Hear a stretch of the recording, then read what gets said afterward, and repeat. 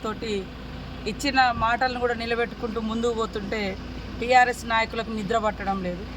అందుకనే ఇష్టానుసారంగా దుష్ప్రచారం చేస్తూ ఉన్నటువంటి పరిస్థితి. ఈరోజు రాష్ట్రంలో ఎక్కడికి వెళ్ళినా కూడా సన్నబియ్యం కావాలని ప్రజలు అడుగుతున్నారు.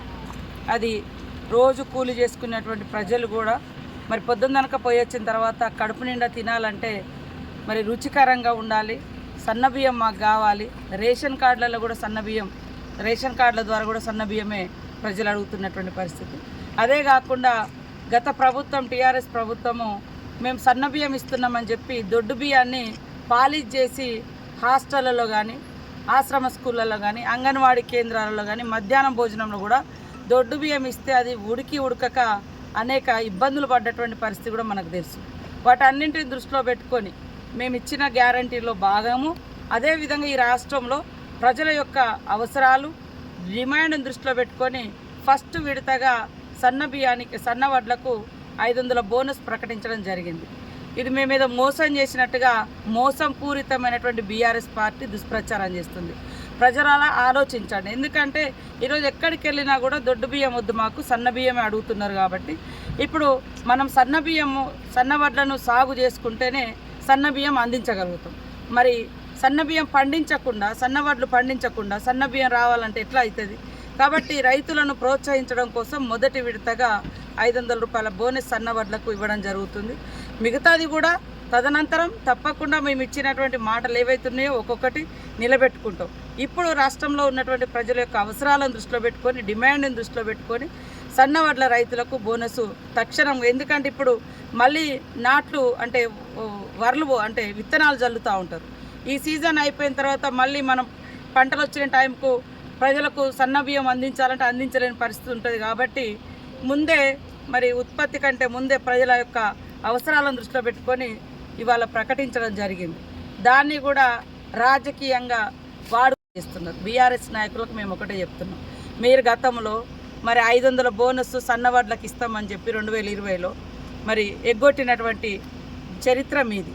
కానీ మాది ఒక్కొక్కటి నిలబెట్టుకుంటాం. అదేవిధంగా గతంలో మీరు చూస్తే వడ్ల కల్లాల కాడ తడిసి మరి రైతులు ఆ ధాన్యం అమ్ముకోలేక కింటాల మీద 10 కిలోలు 12 కిలోలు తరుగు పేరుతోటి తేమ పేరుతో తీసేస్తుంటే మరి అదేవిధంగా తడిసిన ధాన్యం అమ్ముకోలేని దుస్థితిలో రైతులు కల్లాల కాడ కుప్పల మీద గుండెలు పగిలి చనిపోయినటువంటి చరిత్ర మీది, మాది కాదు. మేము ఈరోజు వర్షం పడుతుంటే కూడా ఎక్కడికక్కడ మరి స్పెషల్ అధికారులను వేసి ఆ పరిస్థితులన్నీ కూడా సమీక్షించుకుంటూ ధాన్యం కొనుగోలు చేస్తున్నటువంటి ప్రభుత్వం రేవంత్ రెడ్డి ప్రభుత్వం, కాంగ్రెస్ ప్రభుత్వం. అదే కాకుండా ఇవాళ వడ్లు కొన్న వెంటనే 3 నుంచి 5 రోజులలో వాళ్ళ యొక్క డబ్బులు కూడా వాళ్ళ అకౌంట్లలో జమ చేస్తున్నారు. ఇవన్నీ గతంలో చూస్తే మరి గతం కంటే ఇప్పుడు మేము దాదాపుగా 4 లక్షల మెట్రిక్ టన్నుల ధాన్యము ఎక్కువ కొనుగోలు చేయడం జరిగింది. ఇప్పటికే గతంలో ధాన్యం కొనుగోలు కాక ఎక్కడికక్కడ కల్లాలలుండి రోజుల తరబడి నెలల తరబడి కూడా మరి అమ్మినటువంటి వడ్లకు డబ్బులు రావాలంటే 45 రోజులు పట్టేది. కానీ ఈరోజు 4-5 రోజులు పడుతుంది. అందుకనే రైతన్నలారా ఆలోచించండి.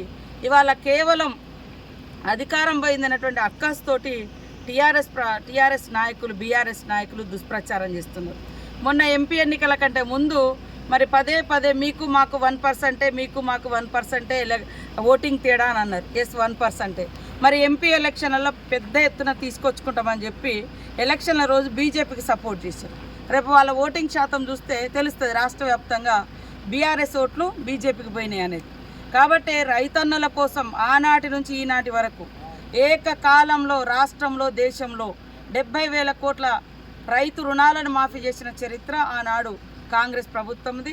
రాష్ట్రంలో వైఎస్ఆర్ గారు ఉన్నప్పుడు సోనియమ్మ గారి ఆదేశం మేరకు రేపు కూడా మరి ఆగస్టు 15వ తారీఖు వరకు రాష్ట్రంలో ఉన్నటువంటి రైతుల యొక్క రుణాలు మాఫీ చేసేందుకు ఆర్థిక వ్యవస్థ చిన్నాభిన్నమైనా కూడా మరి అన్ని అవసరాలను ప్రజల యొక్క అవస్థలను దృష్టిలో పెట్టుకొని మరి ఒక క్రమశిక్షణ కలిగినటువంటి విధంగా కాంగ్రెస్ ప్రభుత్వం పరిపాలిస్తుంటే తట్టుకోలేకపోతున్నారు. అనేక రకాల దుష్ప్రచారాలు చేస్తున్నారు. వాస్తవాలను వాస్తవంగా మాట్లాడితే బాగుంటుంది, కానీ దుష్ప్రచారం చేసి రాజకీయ ప్రయోజనాలు పొందుదామంటే అది ఎవరు కూడా హర్షించరు. అందుకనే రాష్ట్ర ప్రజలారా, రాష్ట్ర రైతన్నలారా ఆలోచించండి. కాబట్టి మీ యొక్క ఇవాళ మీరు డిసెంబర్ నుంచి జనవరిలో కూడా కొన్నప్పుడు ఒక్క తరుగు లేకుండా రైతులకు మరి ధాన్యాన్ని కొనుగోలు చేయించి సకాలంలో అకౌంట్లలో డబ్బులు వేయించారు. ఇప్పుడు కూడా తడిసిన ధాన్యాన్ని కూడా ఎక్కడికక్కడ కొనుగోలు చేస్తూ ఉన్నాం. టీఆర్ఎస్ నాయకులు ఎట్లా అంటే వర్షం పడుతుంటే వెంటనే అక్కడ పోయి కొనండి అనే పద్ధతిలో మరి మాట్లాడుతున్నారు. వాస్తవానికి వర్షం పడ్డా తడిసినా కొనే బాధ్యత మాది అని మేము చెప్పినాం. కానీ మీరు కనీసం ఎప్పుడన్నా మాటని ఇచ్చిర్రా? ఈరోజు మాట ఇచ్చిన ప్రకారం కొనుగోలు జరుగుతున్నాయి. కాబట్టి ఇలాంటి దుష్ప్రచారాలు మానుకోవాలని కోరుతా ఉన్నాం. ఇవాళ 500 బోనస్ సన్నవడ్ల రైతులకు ఇవ్వడం మూలంగా రాష్ట్రంలో సన్నవడ్ల ఉత్పత్తి పెరిగి ప్రతి ఇంట్లలో పేదవాళ్ళు కానీ, అదేవిధంగా అంగన్వాడీ సెంటర్స్లో కానీ, హాస్టళ్ళలో కానీ, మధ్యాహ్న భోజనం కానీ, రేషన్ కార్డుల ద్వారా కానీ అందరికీ సన్న బియ్యం అందించడం కోసం ప్రప్రథమంగా ఈ బోనస్ను సన్నవడ్లు పండించినటువంటి వాళ్లకు మరి ఒక ప్రోత్సాహకంగా ఉండాలని, వాళ్ళ యొక్క కష్టానికి తగిన ఫలితం కూడా ఉండాలని మేము ఇచ్చిన గ్యారంటీలలో కూడా ఇది కూడా ఒక భాగం. కాబట్టి అవన్నీ దృష్టిలో పెట్టుకొని ప్రజల డిమాండ్ను, ప్రజల అవసరాలను దృష్టిలో పెట్టుకొని చేయడం జరుగుతుంది. కాబట్టి రైతన్నలు ఖచ్చితంగా ఆలోచిస్తారని మేము ఆశిస్తూ ఉన్నాము. దీని మీద జరుగుతున్నటువంటి దుష్ప్రచారం కూడా ఎవరు నమ్మద్దు. తప్పకుండా ప్రతి గింజ మేము కొంటాం. అదేవిధంగా సకాలంలో మీ డబ్బులు మీ అకౌంట్లోకి వస్తాయని తెలియజేస్తాము.